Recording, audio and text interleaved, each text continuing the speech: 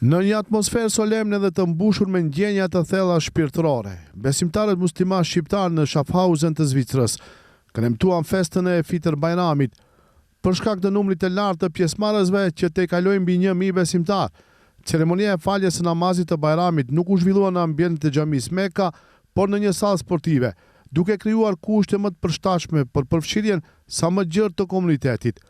Faljen e namazit e udhëhoqi imami i kësaj xhamie, Nimetullah Veseli, i cili në mesazhin e tij vuri theksin te vlerat themelore që përçon kjo festë, si falja, solidariteti, kujdesi ndaj nevojtarëve dhe forcimi i lidhjeve familjare shoqërore. Ai theksoi se respekti dhe mirëkuptimi ndërsjell mbeten bazë një bashkëjetese të shëndosh, duke u mbështetur edhe në mësimet islame dhe mesazhin kuranor, dhe bashkëpunoni për mirësi dhe devotshmëri.